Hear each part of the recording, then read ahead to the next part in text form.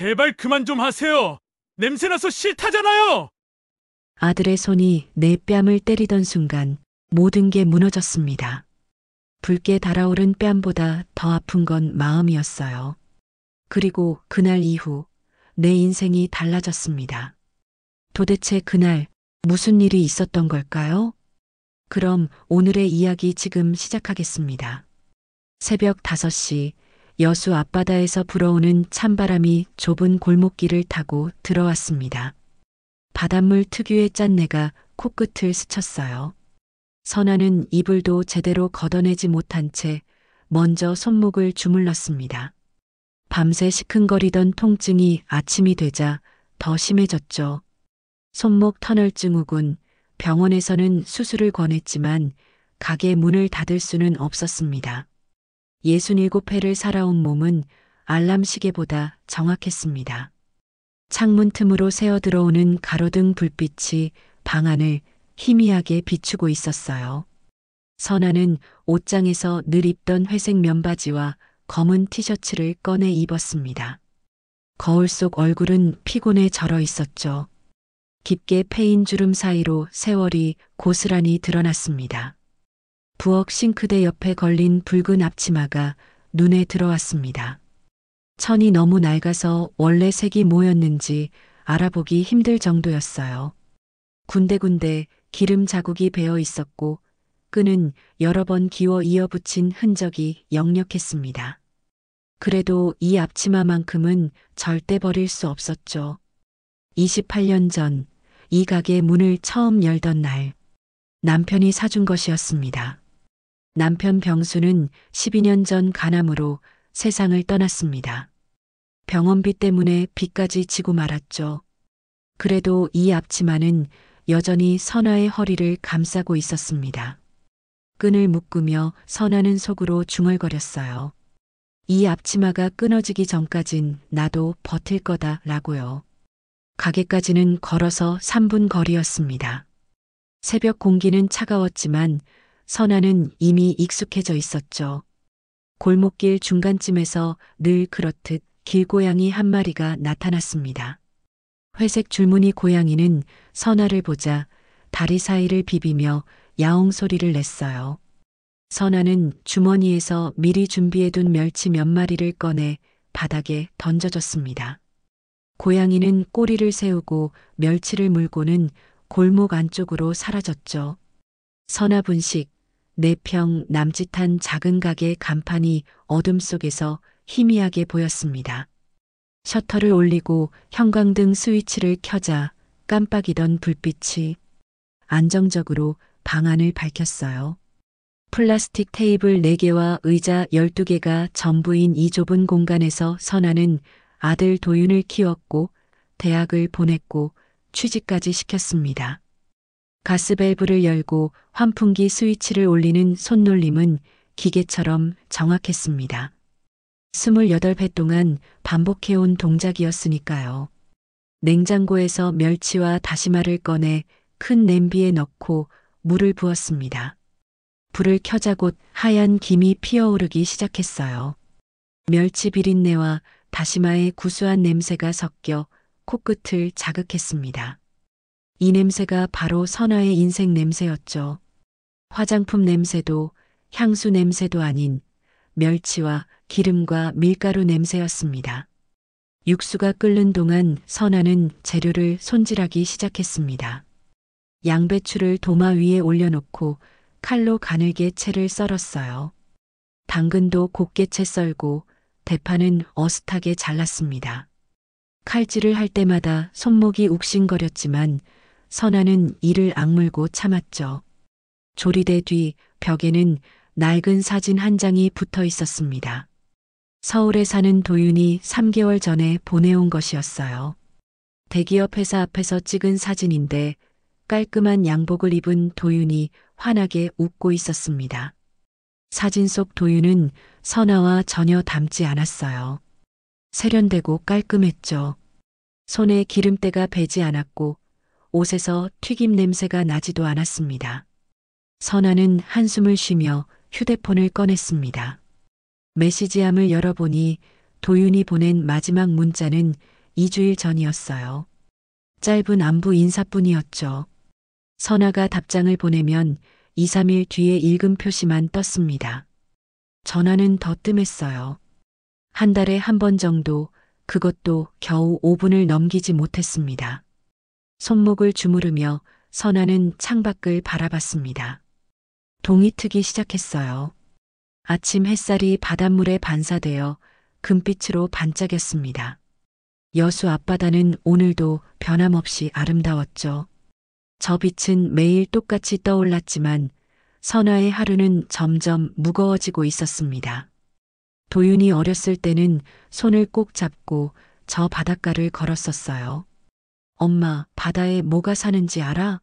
물고기가 엄청 많대. 라며 제잘거리던 목소리가 아직도 귓가에 생생했습니다.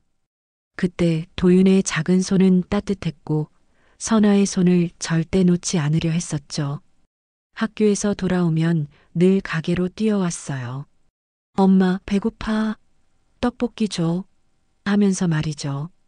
하지만 이제 그 손은 선아의 손을 피했습니다. 마치 더러운 것을 만지기 싫어하는 것처럼요. 6시가 되자 첫 손님이 들어왔습니다. 매일 아침 떡볶이 한 접시를 드시는 70대 할아버지였어요. 구부정한 허리에 지팡이를 짚고 천천히 들어오셨죠. 인사도 없이 늘 앉던 구석 자리에 앉으셨습니다. 선아가 물을 따라드리자 고개만 까닥였어요. 떡볶이를 접시에 담아 내가면서 선아는 할아버지의 뒷모습을 봤습니다. 혼자 사시는 것 같았어요. 20년 넘게 오셨지만 한 번도 가족과 함께 온 적이 없었으니까요. 할아버지의 하루도 자신처럼 똑같이 반복될 거란 걸 선아는 알고 있었습니다. 혼자 아침을 먹고 혼자 공원을 산책하고 혼자 집으로 돌아가는 살. 아침 장사가 한창일 때 휴대폰이 진동했습니다. 도윤이었어요. 메시지였습니다. 다음 주에 집들이를 한답니다. 시간 되면 오라고 짧게 적혀 있었죠. 선아의 손가락이 떨렸어요. 답장을 쓰려다 멈췄습니다. 가고 싶었어요. 도윤의 새 집을 보고 싶었죠. 서울의 번듯한 아파트에서 사는 아들 내외를 만나고 싶었습니다. 하지만 동시에 두려웠어요. 자신의 몸에 뱀 멸치 냄새가, 기름때 낀 손톱이, 촌스러운 옷차림이 도윤의 세련된 집에 어울리지 않을까 봐요. 혹시 며느리가 싫어하면 어쩌나, 도윤이 창피해하면 어쩌나 하는 걱정이 앞섰습니다. 그래도 답장을 보냈습니다. 갈게 라고 짧게요. 보내고 나서도 마음이 편치 않았어요. 뭘 입고 가야 할까, 무슨 선물을 사가야 할까, 반찬이라도 싸가야 하나 고민이 꼬리를 물었습니다. 점심시간이 되자 단골 노부부가 들어오셨습니다. 김밥 2줄과 우동 2그릇을 주문하셨어요. 할아버지가 국물을 후루룩 드시다가 물으셨습니다. 요즘도 아들이 서울에 있나? 네, 그렇습니다. 할아버지가 고개를 끄덕이시며 말씀하셨어요. 우리 아들은 부산에 있는데 한 달에 한 번은 꼭 와. 자식은 결국 부모 곁으로 돌아오게 되어 있어. 할머니가 거들었습니다. 그래, 사람은 결국 자식 믿고 사는 거 아니겠어? 늙으면 의지할 때가 자식밖에 더 있나? 선아는 억지로 고개를 끄덕이며 웃었습니다. 하지만 속으로는 반문했어요. 믿는다고 달라지는 게 있을까요? 믿는다고 전화가 더 자주 올까요? 그 생각을 하자 가슴이 답답했습니다. 오후 4시쯤 옆 가게에서 미용실을 하는 연희가 들어왔습니다. 40대 중반의 연희는 떡볶이 한 접시를 주문하고는 선아의 얼굴을 유심히 봤어요. 언니, 무슨 걱정 있어요? 얼굴이 안 좋아 보여요. 아니야, 괜찮아. 연희는 눈치가 빨랐습니다. 아드님 때문이죠? 서울 사는 아드님. 선아가 놀라서 연희를 봤어요. 어떻게 알았냐고 묻자 연희가 웃으며 대답했습니다. 언니가 우울할 때는 항상 아드님 때문이잖아요. 이번엔 뭐예요? 선아는 집들이 얘기를 꺼냈습니다. 다음 주에 간다고요. 연희가 반색을 했어요. 잘 됐네요. 드디어 아드님 집 구경 가시는구나. 반찬 싸가실 거죠? 엄마 손맛이 최고잖아요. 선아는 대답하지 않았습니다. 요즘 애들은 그런 거 안 좋아한다고, 냄새난다고 싫어한다고 말했어요. 연희는 설마 그럴 리 있냐며 웃었지만 연희는 몰랐습니다. 작년 명절 때 도윤이 선아가 싼 반찬을 슬쩍 냉장고에 도로 넣어둔 거리요. 가져가는 척하면서 몰래 놔두고 간 거리요. 저녁 장사를 마치고 집으로 돌아온 선아는 옷장 앞에 서 있었습니다. 다음 주 토요일 도윤의 집들이에 뭘 입고 가야 할지 고민이었어요. 옷장 안에는 비슷비슷한 바지와 티셔츠뿐이었습니다. 그나마 나은 게 작년에 산 베이지색 바지와 흰 블라우스였죠. 하지만 그것도 이미 여러 번 빨아서 색이 바랬어요. 선아는 한숨을 쉬며 침대에 앉았습니다. 새 옷을 사야 하나 고민했지만 옷값이 아까웠어요. 그 돈이면 일주일 장사 재료를 살 수 있었으니까요. 그래도 아들 집에 초라한 모습으로 갈 수는 없었습니다. 특히 며느리 앞에서는 더더욱요. 결국 선아는 다음날 시장에 갔습니다. 옷가게를 돌아다니며 이것저것 둘러봤어요. 젊은 사람들이 입는 옷들은 너무 화려했고 나이 든 사람들이 입는 옷들은 너무 촌스러웠습니다. 한참을 고민하다가 검은색 바지와 회색 니트를 골랐어요. 무난하면서도 깔끔해 보였거든요. 집에 돌아와 새 옷을 입어봤습니다. 거울 앞에 서니 조금은 나아 보였어요. 하지만 얼굴에 깊은 주름과 거친 손은 여전했죠. 선아는 손을 들어 자세히 봤습니다. 손톱 밑에는 아무리 씻어도 지워지지 않는 까만 때가 끼어 있었고 손등에는 화상 자국이 여러 개 있었어요. 이런 손으로 며느리와 악수를 하면 어떻게 생각할까요? 그 주 내내 선아는 집들이 준비로 바빴습니다. 반찬을 만들까 말까 고민을 거듭했어요. 멸치볶음, 김치, 장아찌 모두 선아의 자신 있는 반찬들이었지만 도윤이 좋아할지 확신이 없었습니다. 특히 며느리 소정이는 어떨지 몰랐어요. 서울 사람들은 입맛이 까다롭다고 들었거든요. 목요일 저녁 선아는 결심했습니다. 반찬을 만들기로요. 아들이 싫어하든 좋아하든 엄마 마음은 전하고 싶었으니까요. 가게 문을 닫고 집에 와서 밤늦게까지 반찬을 만들었습니다. 멸치는 새 것으로 골라서 정성껏 볶았고 김말이는 속재료를 듬뿍 넣어 만들었어요. 조개젓도 신선한 조개로 직접 담갔습니다. 반찬을 담은 통을 보며 선아는 흐뭇했습니다. 도윤이 어렸을 때는 이 반찬들을 정말 좋아했었어요. 특히 멸치볶음은 밥 한 공기를 뚝딱 비울 정도로 좋아했죠.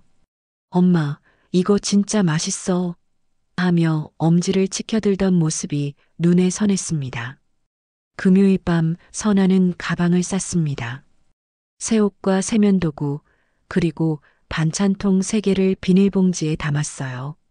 무겁지 않을까 걱정됐지만 그래도 빈손으로 가는 것보다는 나았습니다. 엄마라는 사람이 자식 집에 빈손으로 갈 수는 없잖아요. 잠자리에 누웠지만 잠이 오지 않았습니다. 도윤의 집은 어떨까? 소정이는 어떤 사람일까? 자신을 반가워해 줄까 하는 생각들이 머릿속을 맴돌았어요. 그러다가 문득 무서운 생각이 들었습니다. 혹시 자신이 불편한 손님이 되는 건 아닐까요? 촌스러운 시어머니, 냄새나는 시어머니가 되는 건 아닐까요? 토요일 새벽 평소보다 1시간 일찍 일어났습니다. 서울행 첫 차가 6시 30분이었거든요. 선아는 정성껏 머리를 빗고 새 옷을 입었습니다. 거울을 보니 그래도 평소보다는 나아 보였어요. 립스틱을 바를까 하다가 그만뒀습니다. 어색하게 화장한 모습이 더 이상할 것 같았거든요. 현관문을 나서려다가 다시 부엌으로 돌아왔습니다. 냉장고를 열어 반찬통을 다시 한번 확인했어요. 혹시 상하지는 않았나, 냄새가 너무 나는 건 아닌가 걱정스러웠습니다. 하지만 반찬들은 모두 신선했고 정성이 가득 담겨 있었어요. 선아는 반찬통을 품에 안듯이 들고 집을 나섰습니다. 버스 터미널까지 가는 택시 안에서 선아는 휴대폰을 확인했습니다. 도윤에게 문자를 보낼까 하다가 그만뒀어요. 너무 일찍 가면 부담스러워할 것 같았거든요. 11시쯤 도착하면 딱 좋을 것 같았습니다. 버스가 서울에 도착했을 때는 11시였습니다. 터미널에서 내려 지하철역으로 향하는 선아의 발걸음은 무거웠어요. 사람들이 너무 많았고 모두가 바쁘게 움직이고 있었습니다. 선아는 비닐봉지를 가슴에 꼭 안고 지하철을 탔어요. 2번 갈아타야 했는데 노선도를 보는 것도 힘들었습니다. 젊은 사람에게 물어보고 싶었지만 모두 이어폰을 끼고 휴대폰만 보고 있었죠. 도윤이 보낸 주소를 따라 아파트 단지에 도착했습니다. 선아는 입이 떡 벌어졌어요. 20층이 넘는 건물들이 하늘 높이 솟아 있었고 단지 입구에는 경비원이 서 있었습니다. 깔끔한 정원과 분수대, 고급 외제차들이 줄지어 서 있는 모습이 마치 다른 세상 같았어요. 로비에 들어서자 대리석 바닥이 거울처럼 반짝였습니다. 선아는 조심스럽게 걸었어요. 혹시 신발 밑창에 뭐라도 묻어 있으면 어쩌나 싶었거든요.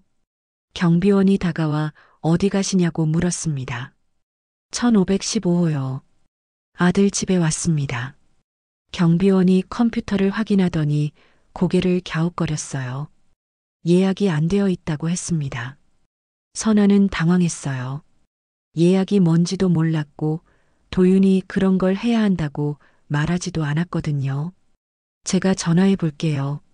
잠시만 기다려 주세요.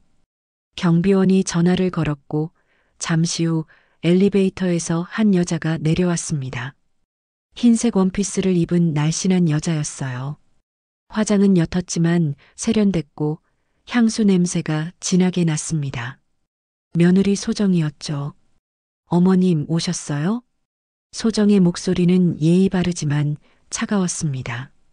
눈빛에는 당황스러움이 가득했어요. 선아는 어색하게 웃으며 인사했습니다. 그래, 오늘 집들이 한다고 해서 왔어. 반찬도 좀 가져왔고. 소정이 비닐봉지를 힐끗 보더니 엘리베이터로 안내했습니다. 올라가는 동안 소정은 휴대폰만 봤어요. 선아는 무슨 말이라도 해야 할 것 같았지만 입이 떨어지지 않았습니다.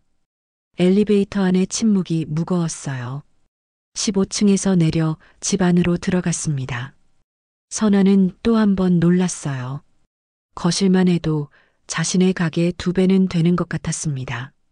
하얀 소파, 유리 테이블, 벽에 걸린 추상화들. 모든 게 깨끗하고 정돈되어 있었죠. 마치 잡지에서 본 것 같은 집이었습니다. 공기도 달랐어요. 향초 냄새가 집 안가득했습니다.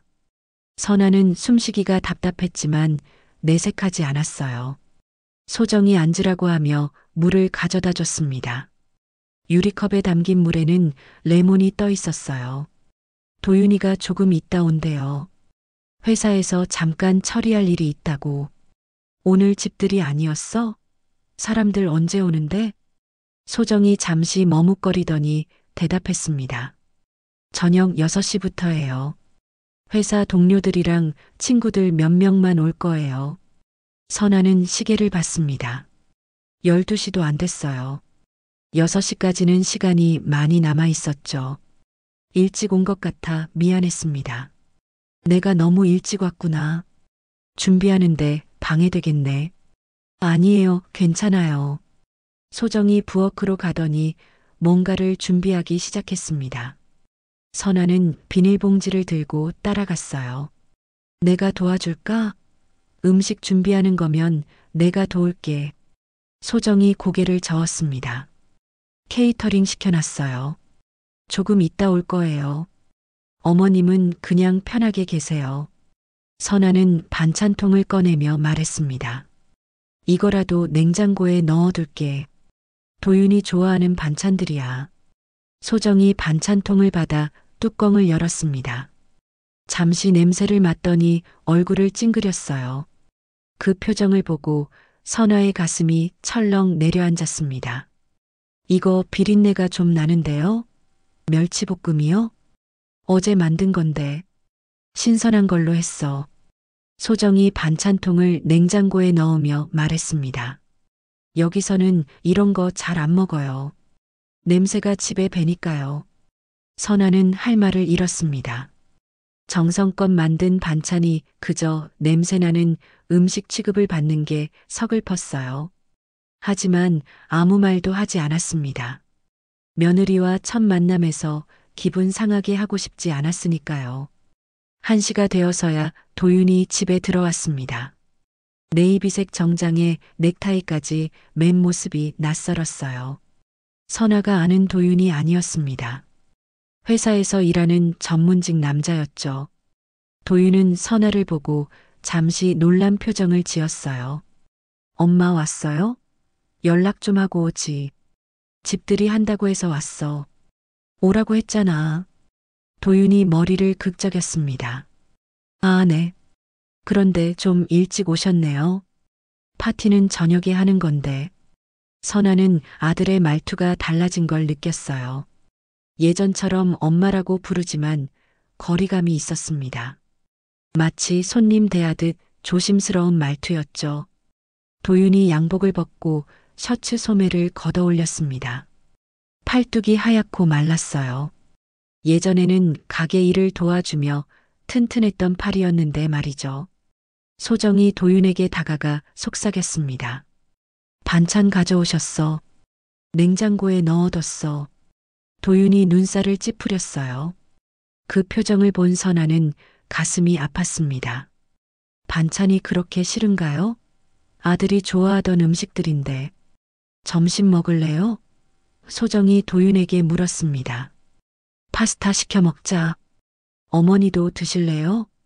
선아는 고개를 저었습니다. 나는 아까 먹었어. 사실은 아침부터 아무것도 먹지 않았지만 파스타는 먹기 싫었어요. 도윤과 소정이 주방에서 뭔가를 주문하는 동안 선아는 거실을 둘러봤습니다. 벽에는 도윤과 소정의 웨딩 사진이 걸려 있었어요. 화려한 드레스와 턱시도를 입은 두 사람이 행복하게 웃고 있었죠. 선아는 그 사진을 보며 생각했습니다. 결혼식 때도 자신은 구석에 앉아 있었어요. 소정의 가족들은 모두 세련된 옷을 입고 있었는데 선아만 동네 예식장에서 빌린 한복을 입고 있었죠. 사진 찍을 때도 맨 끝에 서 있었습니다. 음식이 배달되고 도윤과 소정이 식탁에 앉았습니다. 크림 파스타를 포크로 돌돌 말아 먹는 모습이 익숙해 보였어요. 선아는 소파에 앉아 두 사람을 지켜봤습니다. 대화는 영어 단어가 섞인 회사 얘기뿐이었죠. 프로젝트가 어떻고 클라이언트가 어떻고. 선아는 하나도 알아들을 수 없었습니다. 3시가 되자 케이터링 업체에서 사람들이 왔습니다. 커다란 접시에 예쁘게 담긴 음식들을 테이블에 차렸어요. 치즈, 과일, 카나페, 와인. 선아가 한 번도 만들어 본 적 없는 음식들이었습니다. 어머니, 방에서 좀 쉬실래요? 손님들 오면 시끄러울 텐데. 소정이 물었습니다. 선아는 그 말의 의미를 알았어요. 손님들 앞에 나오지 말라는 뜻이었죠. 고개를 끄덕이고 안방으로 들어갔습니다. 침대에 앉아 창밖을 봤어요. 멀리 한강이 보였습니다. 아름다운 풍경이었지만 선아의 마음은 차가웠어요. 6시가 되자 초인종이 울리기 시작했습니다. 젊은 남녀들의 목소리가 거실에서 들렸어요. 웃음소리, 와인잔 부딪히는 소리, 음악 소리. 선아는 방문을 살짝 열고 밖을 내다봤습니다. 20명쯤 되는 사람들이 모여 있었어요. 모두 세련된 옷을 입고 있었죠. 도윤이 사람들과 대화하며 웃고 있었습니다. 그 모습이 낯설었어요. 선아가 아는 도윤이 아니었습니다. 완전히 다른 사람 같았죠. 소정이 도윤의 팔을 끼고 있었고 두 사람은 행복해 보였습니다. 그때 한 여자가 물었습니다. 도윤 씨 부모님은 안 오셨어요? 도윤이 잠시 머뭇거리다가 대답했습니다. 어머니는 지방에 계셔서요. 멀어서 못 오셨어요. 선아는 숨이 막혔습니다. 자신은 지금 이 집 안방에 있는데 도윤은 못 왔다고 거짓말을 했어요. 자신의 존재를 숨긴 거였습니다. 눈물이 났지만 소리내어 울 수는 없었어요. 손으로 입을 막고 조용히 울었습니다. 밤 9시가 되어서야 손님들이 하나둘 돌아가기 시작했습니다. 선아는 여전히 방 안에 있었어요. 배가 고팠지만 나갈 수가 없었습니다. 화장실도 가고 싶었지만 참았어요. 혹시라도 손님들과 마주칠까봐 두려웠거든요. 10시쯤 되자 거실이 조용해졌습니다. 선아는 조심스럽게 방문을 열었어요. 도윤과 소정이 거실을 정리하고 있었습니다. 와인잔과 접시들이 테이블에 어지럽게 놓여 있었죠.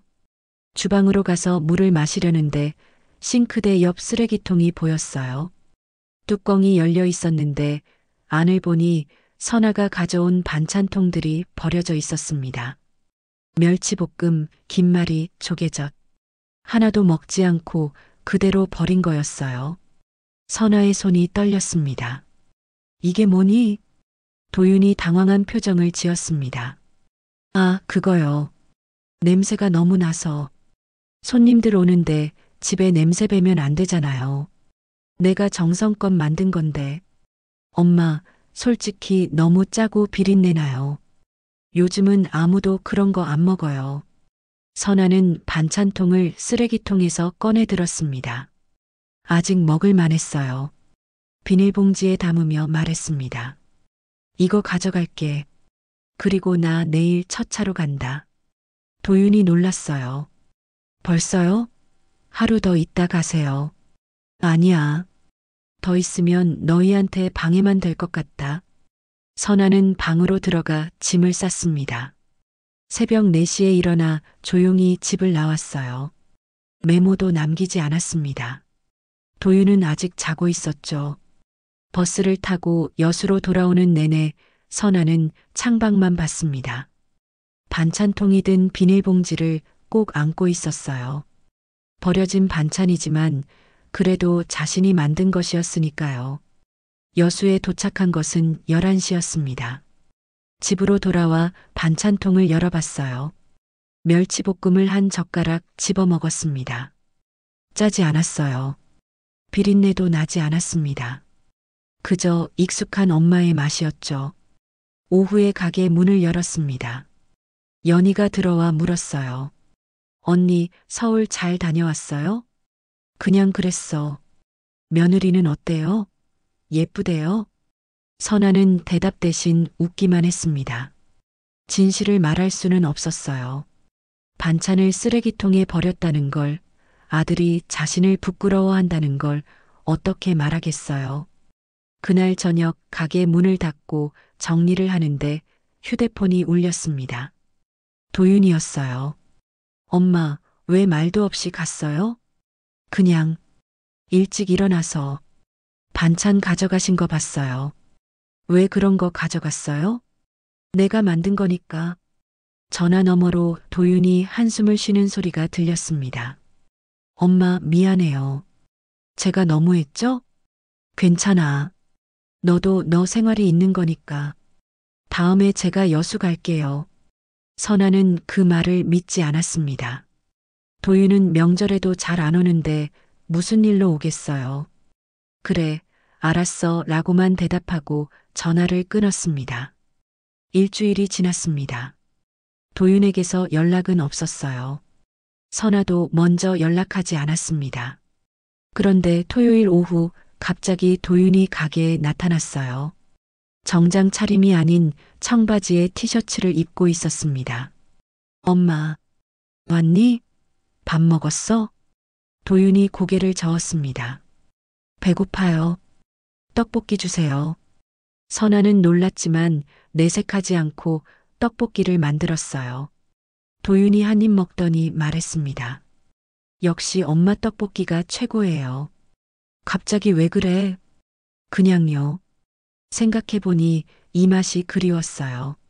선아는 아들을 물끄러미 봤습니다. 뭔가 이상했어요. 도윤의 표정이 어두웠고 눈가가 부어 있었습니다. 무슨 일 있니? 라고 물으려다가 참았어요. 도윤이 먼저 말하겠지 싶어서요. 도윤이 떡볶이를 다 먹고 나서 말했습니다. 엄마, 사실 할 얘기가 있어서 왔어요. 무슨 일인데? 회사에서 해고됐어요. 이번 주 월요일에요. 선아는 놀라서 도윤을 봤습니다. 해고? 왜? 무슨 일이 있었어? 구조조정이래요. 실적이 안 좋은 직원들부터 자른대요. 15년 다닌 회사인데 하루아침에 잘렸어요. 도윤의 목소리가 떨렸습니다. 선아는 아들의 손을 잡으려 했지만 도윤이 손을 뺐어요. 소정이는 알아? 모르죠. 아직 말 못했어요. 실망할까봐. 선아가 말했습니다. 그래도 말해야지. 부부잖아. 도윤이 비웃음을 지었어요. 부부요? 소정이는 제가 돈 잘 버는 남편이어서 좋아하는 거예요. 해고당한 남편을 어떻게 볼까요? 그렇게 생각하지 마. 소정이도 이해할 거야. 도윤이 갑자기 목소리를 높였습니다. 엄마는 모르잖아요.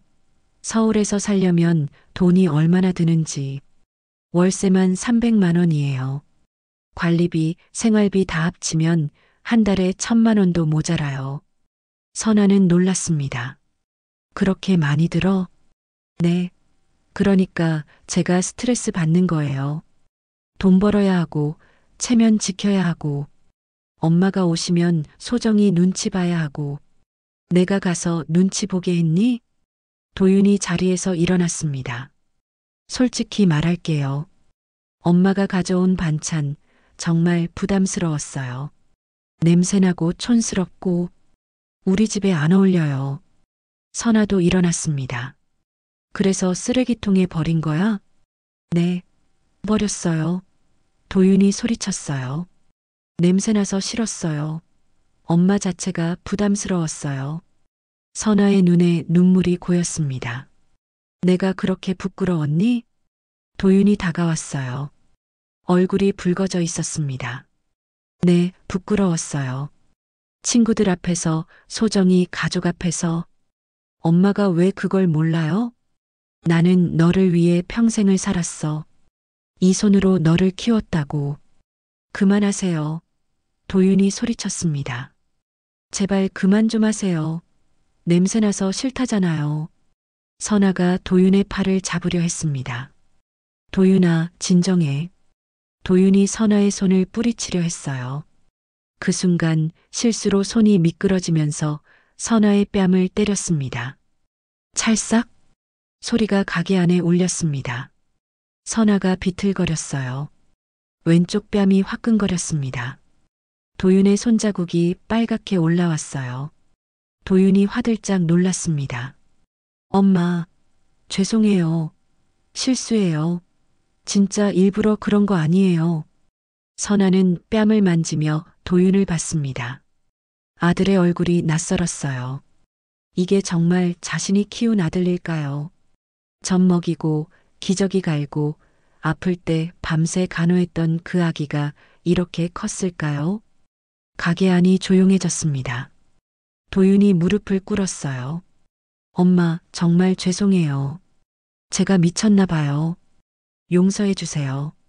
선아는 아무 말도 하지 않았습니다. 그저 서 있었어요. 뺨의 통증보다 마음의 상처가 더 깊었습니다.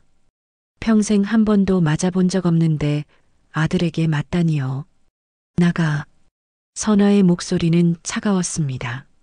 엄마, 제발. 당장 나가. 도윤이 일어섰습니다. 엄마, 정말 미안해요. 제가 나중에 다시 올게요. 오지 마. 다시는 오지 마. 도윤이 문을 열고 나갔습니다. 선아는 의자에 주저앉았어요. 온몸에 힘이 빠졌습니다. 뺨이 욱신거렸고 가슴은 찢어지는 것 같았어요. 혼자 가게에 앉아 울었습니다. 소리내어 울었어요. 손님이 들어올까봐 문을 잠갔습니다. 어둠 속에서 혼자 울었어요. 이게 자신의 인생인가 싶어서, 이렇게 살아온 보람이 이것인가 싶어서 서러웠습니다. 사흘 동안 도윤에게서 전화가 12통 왔습니다. 받지 않았어요. 문자도 50여 통 넘게 왔죠. 읽지 않았습니다. 휴대폰 화면에 뜨는 도윤의 이름을 볼 때마다 뺨이 얼얼했어요. 그 촉감이 아직도 생생하게 남아 있었습니다. 가게 일을 하면서도 손님들이 선아의 얼굴을 이상하게 봤어요. 왼쪽 뺨이 아직도 붓기가 덜 빠졌거든요. 화장품도 없어서 가릴 수가 없었습니다. 사장님, 얼굴이 왜 그래요? 연희가 걱정스럽게 물었어요. 아, 어제 넘어졌어. 괜찮아. 거짓말이었지만 진실을 말할 수는 없었습니다. 아들한테 맞았다고 어떻게 말해요? 그건 선아의 자존심이 허락하지 않았어요. 목요일 오후 도윤이 또 가게에 왔습니다. 이번에는 소정과 함께였어요. 선아는 두 사람을 보고 놀랐지만 내색하지 않았습니다. 뭐하러 왔어? 도윤이 고개를 숙였습니다. 엄마, 정말 죄송해요. 100번 사과해도 모자라요. 소정이 말했습니다. 어머님, 도윤이가 다 말했어요. 정말 죄송해요. 제가 도윤이를 너무 스트레스 받게 했나 봐요. 선아는 차가운 눈빛으로 두 사람을 봤어요. 사과하러 왔으면 됐으니까 가거라. 도윤이 무릎을 꿇었습니다. 가게 안에 손님이 있었는데도 무릎을 꿇었어요. 엄마, 제발 용서해 주세요. 제가 정신이 나갔었어요. 해고당하고 스트레스 받고 그러다 보니. 선아가 말했습니다. 일어나. 사람들 보잖아. 용서해 주실 때까지 안 일어날 거예요. 손님들이 수군거리기 시작했어요. 선아는 할 수 없이 도윤을 일으켰습니다. 밖에 나가서 얘기하자고 했어요. 가게 밖 벤치에 앉았습니다. 바다가 보이는 자리였어요. 파도 소리가 들렸죠. 도윤이 봉투를 꺼냈습니다. 이거 병원비예요. 치료받으세요. 선아는 봉투를 받지 않았어요. 필요 없어. 소정이 말했습니다. 어머님, 저희가 정말 잘못했어요. 반찬 버린 것도, 집들이 때 방에 계시게 한 것도 다 저희 잘못이에요. 선아는 바다를 보며 말했습니다. 너희가 잘못한 게 아니야. 내가 잘못한 거지. 내가 너희 세계에 끼어든 게 잘못이야. 엄마, 그렇게 말씀하지 마세요. 도윤이 울먹였어요. 선아가 도윤을 봤습니다. 너 정말 해고당한 거니? 네. 하지만 다른 회사 알아보고 있어요. 돈은 있니? 생활비는? 도윤이 머뭇거렸어요. 소정이 대신 대답했습니다. 저도 일 시작했어요. 둘이 벌면 충분해요. 선아는 한숨을 쉬었습니다. 그래. 잘 살아. 하지만 나한테 다시는 오지 마. 엄마. 선아가 일어섰어요. 나는 내 인생 살게. 너희도 너희 인생 살고 서로 간섭하지 말자. 어머님, 저희가 앞으로 잘할게요. 자주 뵈러 올게요. 소정이 말했어요. 선아는 고개를 저었습니다. 오지 마. 서로 불편하잖아. 나는 냄새나는 사람이고 너희는 깨끗한 사람들이야. 안 맞아. 도윤이 선아의 손을 잡으려 했지만 선아는 피했어요. 선아는 가게 문을 닫고 들어갔어요. 유리문 너머로 두 사람이 한참 서 있다가 돌아가는 모습이 보였습니다. 저녁이 되어 혼자 가게를 정리하는데 붉은 앞치마 끈이 또 끊어졌어요. 이번엔 완전히 끊어져서 이을 수도 없었습니다. 선아는 끊어진 끈을 들고 한참 봤어요. 28년을 함께한 앞치마가 이제 수명을 다한 것 같았습니다. 새 앞치마를 사야 하나 생각하다가 그만뒀어요. 이제 곧 가게도 정리할 생각이었으니까요. 도윤도 필요 없다고 했고 자신을 찾는 사람도 없었습니다. 그럼 뭐하러 계속 장사를 하나 싶었어요. 반찬통 사건 이후 일주일이 지났습니다. 도윤에게서 연락은 없었어요. 선아가 먼저 전화하지도 않았습니다. 무슨 말을 해야 할지 몰랐거든요. 왜 버렸냐고 물으면 도윤이 뭐라고 대답할까요? 아마 또 냄새난다고 옛날 방식이라고 할 겁니다. 목요일 오후 휴대폰에 메시지가 왔습니다. 소정이었어요. 다음 주 토요일이 도윤이 생일이랍니다. 집에서 파티를 하는데 이번에는 좌석이 모자라서 죄송하지만 다음에 뵈어요. 라고 적혀 있었죠. 선아는 메시지를 읽고 또 읽었습니다. 좌석이 모자라다니. 생일 파티에 어머니 자리가 없다니. 이게 무슨 말인가요? 답장을 쓰려고 키보드를 눌렀어요. 괜찮아 라고 썼다가 지웠습니다. 알겠다 라고 썼다가 또 지웠어요. 결국 아무 답장도 보내지 않았습니다. 휴대폰을 내려놓고 주방으로 갔습니다. 멸치를 볶기 시작했어요. 프라이팬에 기름을 두르고 멸치를 넣었죠. 치지직 소리와 함께 기름이 튀었습니다. 손등에 튄 기름이 따가웠지만 신경 쓰지 않았어요. 간장을 넣고 설탕을 넣었습니다. 젓가락으로 맛을 보니 짰어요. 하지만 그대로 뒀습니다. 어차피 도윤이 먹을 것도 아니니까요. 저녁 장사가 시작되고 손님이 몇 명 왔습니다. 떡볶이, 순대, 튀김을 주문받고 음식을 만들었어요. 기계처럼 움직였지만 마음은 텅 비어 있었습니다. 손님들이 맛있다고 해도 기쁘지 않았어요. 그저 하루하루를 버티는 것뿐이었죠. 7시쯤이었습니다. 천장에서 이상한 냄새가 났어요. 타는 냄새였습니다. 고개를 들어 올려다보니 환풍기 근처에서 연기가 피어올랐어요. 선아는 깜짝 놀라 소리쳤습니다. 불이야. 가게 안에는 선아 혼자였습니다. 손님은 방금 나갔고 아직 아무도 들어오지 않았어요.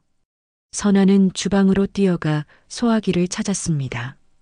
손이 떨려서 소화기 핀을 뽑는 것도 힘들었어요. 천장을 향해 소화기를 뿌렸습니다. 하얀 가루가 사방으로 흩날렸지만 불길은 잡히지 않았어요. 천장 안쪽에서 계속 타오르고 있었습니다. 전선이 탄 것 같았어요. 선아는 물을 떠다 뿌렸습니다. 1번, 2번, 3번. 팔이 아팠지만 멈출 수 없었어요. 이 가게가 다 타버리면 선아에게 남는 게 없었으니까요. 10분쯤 지나자 불이 꺼졌습니다. 연기만 자욱했고 기침이 났어요. 바닥에 주저앉았습니다. 온몸이 떨렸어요. 천장은 검게 그을렸고 환풍기는 녹아내려 있었습니다. 간판 불빛도 나가 있었어요. 가게가 엉망이 됐습니다. 이웃 가게 주인들이 달려왔어요. 아이고, 큰일 날 뻔했네. 괜찮아요? 병원 가봐야 해요. 연기 많이 마셨잖아. 선아는 고개를 저었습니다. 괜찮아요. 그냥 좀 놀랐을 뿐이에요. 혼자 주방 조리대에 앉았습니다. 붉은 앞치마에 소화기 가루가 하얗게 묻어 있었어요. 물도 흥건했죠. 앞치마를 벗어 무릎 위에 올려놓고 봤습니다. 끈이 또 끊어질 것 같았어요. 불에 그을린 자국도 있었습니다. 이 앞치마가 다 타면 나도 사라지겠지. 선아는 혼잣말을 했습니다. 목소리가 떨렸어요. 눈물이 났습니다. 참으려 했지만 터져나왔어요. 소리내어 울었습니다. 가게 안에 선아의 울음소리만 울렸어요. 아무도 없었습니다. 도윤도 없었고 남편도 없었어요. 선아는 완전히 혼자였습니다. 1시간쯤 울다가 진정했습니다. 일어서서 가게를 둘러봤어요. 수리하려면 돈이 많이 들 것 같았습니다. 일주일은 문을 닫아야 할 것 같았어요. 그동안 수입이 없다는 뜻이었죠. 하지만 어쩔 수 없었습니다. 선아는 붉은 앞치마를 다시 매만졌습니다. 더러워졌지만 여전히 자신의 것이었어요. 이 앞치마처럼 선아도 더럽고 낡았지만 여전히 살아있었습니다. 아직 끝나지 않았어요. 집으로 돌아와 전화기를 들었습니다. 전기 수리업체에 전화를 걸었어요. 내일 와서 봐달라고 했습니다. 그리고 페인트 업체에도 전화했어요. 천장을 새로 칠해야 했으니까요. 돈이 많이 들겠지만 그래도 가게를 살려야 했습니다. 이게 선아의 인생이었으니까요. 가게 공사는 목요일에 끝났습니다.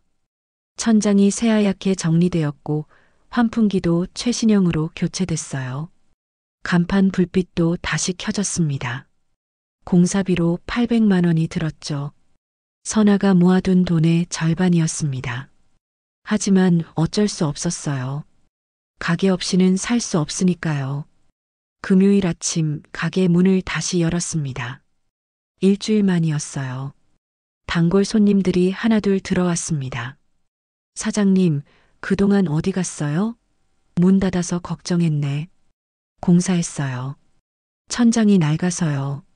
선아는 평소처럼 육수를 끓이고 재료를 손질했습니다. 손목은 여전히 아팠지만 멈출 수 없었어요. 이게 자신의 일이니까요. 점심시간에 뜻밖의 손님이 왔습니다. 도윤이었어요. 혼자였습니다. 수염이 덥수룩하게 자라 있었고 눈가에는 다크서클이 짙었어요. 엄마, 가게 다시 열었네요. 그래. 앉아. 뭐 먹을래? 떡볶이요. 순대도요. 선아는 아무 말 없이 음식을 만들었습니다. 도윤이 접시를 받아들고 먹기 시작했어요. 천천히 꼭꼭 씹어 먹었습니다. 어렸을 때처럼요. 도윤이 말했습니다.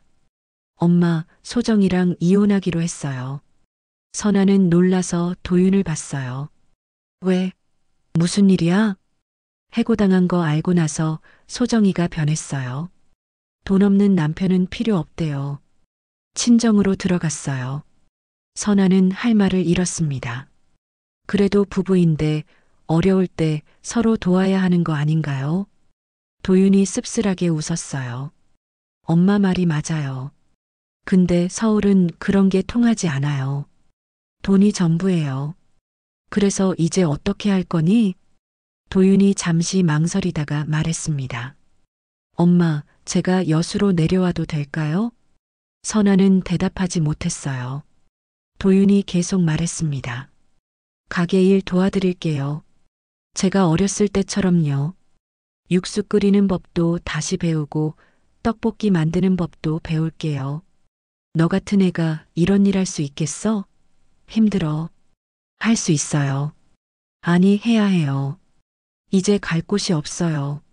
서울 아파트는 월세고 보증금도 거의 없어요. 선아는 도윤의 얼굴을 봤습니다.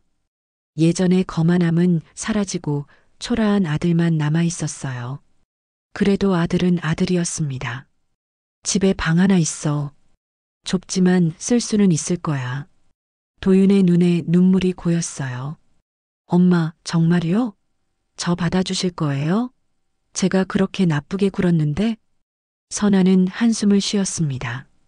너는 내 아들이잖아. 아무리 미워도 자식은 자식이야. 도윤이 일어나 선아를 안았습니다. 엄마, 죄송해요.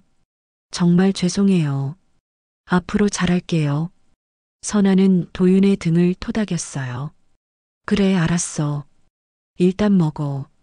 식으면 맛없어. 도윤이 다시 앉아 떡볶이를 먹었습니다. 눈물을 흘리면서 먹었어요. 선아는 그런 도윤을 보며 생각했습니다. 결국 돌아왔구나. 아무리 멀리 가도 결국은 엄마 곁으로 돌아오는구나. 저녁이 되어 손님들이 들어왔습니다. 도윤이 앞치마를 두르고 서빙을 도왔어요. 서툴렀지만 열심히 했습니다. 물 떠다 나르고 테이블 닦고 설거지도 했어요.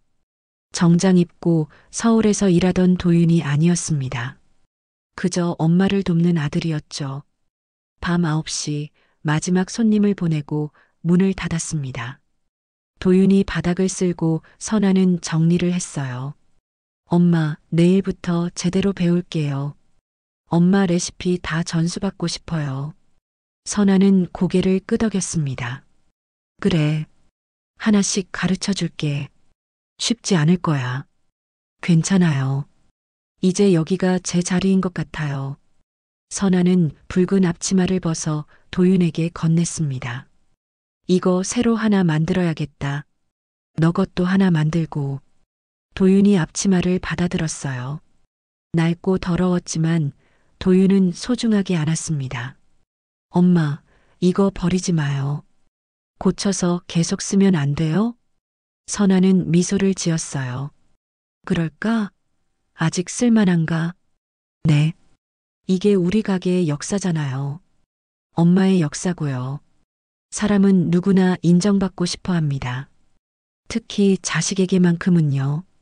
제 손맛이 필요 없다는 말이 얼마나 아팠는지, 쓰레기통에 버려진 반찬통을 보며 얼마나 무너졌는지. 하지만 결국 사랑은 서로를 다시 마주보게 만들었습니다. 여러분 곁에 소중한 사람들, 오늘 한번 안아주세요. 이야기가 마음에 남았다면 구독과 좋아요로 응원해주세요. 당신의 한 번의 클릭이 다음 이야기를 이어가는 힘이 됩니다. 오늘도 끝까지 함께 해주셔서 감사합니다. 여러분의 이야기를 비추는 달빛 인생 사연이었습니다. 항상 꼭 건강하세요.